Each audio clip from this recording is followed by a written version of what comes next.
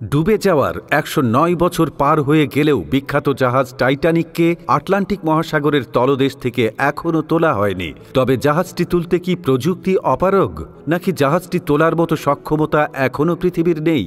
আসলে জাহাজটি ডুবে যাওয়ার পর থেকে আজ পর্যন্ত বিজ্ঞানীরা অনেক ধরনের উপায় বের করছিলেন, কিন্তু কোনো না কোনো সীমাবদ্ধতা থেকেই গিয়েছিল। জাহাজটি না তোলার পেছনে সবচেয়ে বড় কারণ হল এটি দুটো ভাগে বিভক্ত হয়ে পানির তলদেশে ডুবে গিয়েছিল।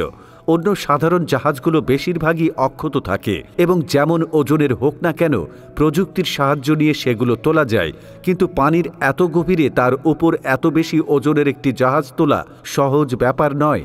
টাইটানিক জাহাজের ওজন প্রায় ১,৪৩,০০০ টনেরও বেশি। তার উপর রয়েছে পানির স্রোত, যা ওজনকে আরও কয়েক গুণ বাড়িয়ে দেয়। বিজ্ঞানীরা কিছু মজার পদ্ধতিও বের করেছিলেন।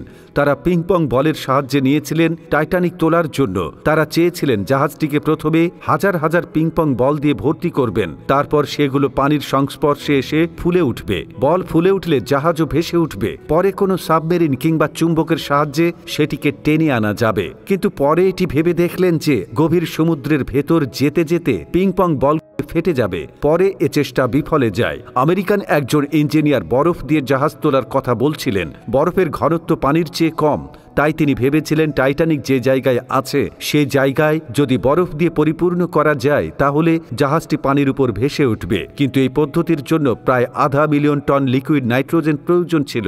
এত নাইট্রোজেন পানির এত গভীরে পাঠানো প্রায় অসম্ভব ব্যাপার, ফলে এই চেষ্টাও বিফলে যায়। এরকম আরও শত শত পরিকল্পনা বিজ্ঞানীরা এ পর্যন্ত করে এসেছেন, কিন্তু কোনো না কোনো কারণে সে প্রচেষ্টাগুলো বিফলে যায়। অনেক কোম্পানি টাইটানিক তোলার প্রজেক্ট হাতে নিয়েছিলেন, কিন্তু এটি তোলার জন্য যে পরিমাণ টাকা খরচ হবে তার মাসুল দিতে দিতে অন্তত ১০০ বছর লেগে যাবে। তাছাড়া টাইটানিক তুলতে যা খরচ হবে তার চেয়ে কম টাকা দিয়ে টাইটানিকের চেয়েও আরও ভালো জাহাজ তৈরি করা সম্ভব। তাই কোনো কোম্পানি এরকম ভুল করবেন না। প্রত্নতত্ত্ববিদ এবং ডুবুরিরা তথ্য নিয়ে দেখেন যে টাইটানিক শ্যাওলা এবং নানা ধরনের সামুদ্রিক বার্জে ভরে গেছে। তাছাড়া জাহাজের অনেক অংশই নষ্ট হয়ে গিয়েছে। সমুদ্রের তলদেশে থাকা ব্যাকটেরিয়ার চলমান রয়েছে, ফলে অদূর ভবিষ্যতে ব্যাকটেরিয়াগুলোই টাইটানিক জাহাজ করে দেবে। লাখ লাখ মানুষের আবেগের জায়গা টাইটানিক ১৯১২ সালের ১০ই এপ্রিল আটলান্টিক মহাসাগরে নিউ ইয়র্কের উদ্দেশ্যে সাউদাম্পটন থেকে যাত্রা শুরু করে। ১৫ই এপ্রিল রাত ১১:৪৫ সেটি দুভাগ হয়ে ডুবতে থাকে। সেই করুণ দৃশ্য এখনো মানুষকে কাঁদায়, আর সেজন্যই হয়তো বাস্তবে না দেখেও টাইটানিক জাহাজের রহস্য আজও আমাদের হৃদয়ে আলোড়ন সৃষ্টি করে।